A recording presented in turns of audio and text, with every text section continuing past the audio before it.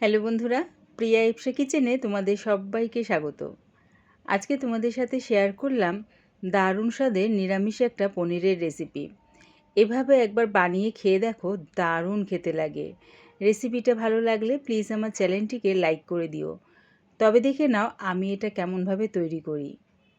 পনিরের রান্নাটা করার আগে একটা পেস্ট বানিয়ে নেব। বাটির মধ্যে ভাঙা কাজু নিয়ে নিলাম 1 মুঠ। তার মধ্যে দিয়ে দিলাম 2 চামচ সাদা তিল। সাদা তিল না থাকলে তোমরা এখানে চালমগজ ব্যবহার করতে পারো। দিলাম 17-18টা কিশমিশ। সব কিছু একসাথে মিহি পেস্ট বানিয়ে নিলাম। গ্যাসটাকে মিডিয়ামে রেখে একটা কড়া বসিয়ে দিয়েছি।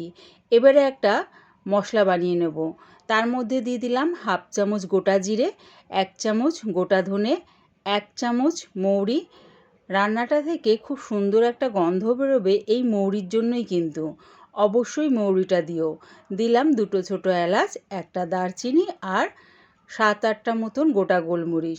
সব কিছু একসাথে বেশ হালকা করে ভেজে নিলাম। দেখো ঠিক এরকম হালকা ভাজা হয়ে গেছে। এবারে এটা নাবিয়ে ঠান্ডা করে গুঁড়ো করে নেব। ওই কড়ার মধ্যেই দিয়ে দিলাম বেশ খানিকটা রিফাইন তেল। তেলটা ভালো মতন গরম হয়ে গেলে দিয়ে দিলাম পনিরের টুকরোগুলো। আর দেখো পনিরগুলো কিন্তু বেশ বড় বড় টুকরো করে কেটে নিয়েছি। পনিরগুলো উল্টে পাল্টে হালকা লাল করে ভেজে নিচ্ছি। তোমরা চাইলে পনিরগুলো না ভেজেও করতে পারো। দেখো হালকা লাল করে ভাজা হয়ে গেছে। এবার এগুলো নামিয়ে নিলাম। রান্নাটা আমি রিফাইন তেলেই করছি, তাই ওই তেলের মধ্যেই দিয়ে দিলাম 3টে কাঁচা লঙ্কা আর 1/2 ইঞ্চি আদা একসাথে পেস্ট করে নিয়েছি, সেটা দিয়ে দিলাম। আদার কাঁচা গন্ধটা যাওয়া পর্যন্ত ভালো করে কষিয়ে নিলাম। কাজু বাদামের যে পেস্টটা করে রেখেছিলাম সেটা দিয়ে দিলাম। দিলাম 3 চামচের মতন টক দই। এই সময় কিন্তু গ্যাসটাকে আমি একদম লোতে রেখেছি।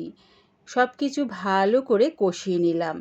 আর দেখো টক দই আর কাজু বাদাম সাদা তিল দেওয়াতে গ্রেভিটা দেখেছো কত ক্রিমি হয়েছে। এবারে এর মধ্যে দিয়ে দিলাম যে ভাজা মশলাটা করে রেখেছিলাম সেইটা। দিয়ে দিলাম স্বাদ অনুযায়ী নুন, দিলাম 1/2 চামচ চিনি। যেহেতু টক দই ব্যবহার করেছি, টক ভাবটাকে ব্যালেন্স করার জন্যে 1/2 চামচ চিনি দিয়ে দিলাম। সব কিছু ভালো করে কষিয়ে নিলাম। সামান্য একটু জল দিয়ে মশলাটাকে অনবরত কষাতে থাকলাম। যত মশলা কষাবে স্বাদটা কিন্তু দ্বিগুণ মাত্রায় বেড়ে যাবে।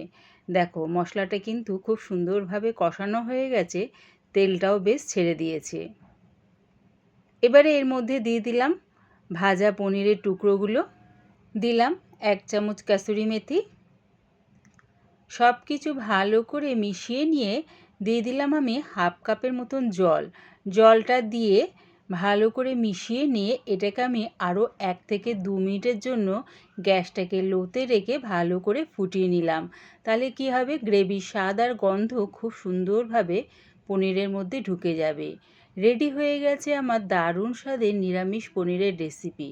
এভাবে একবার বানিয়ে খেয়ে দেখো, দারুণ খেতে লাগে।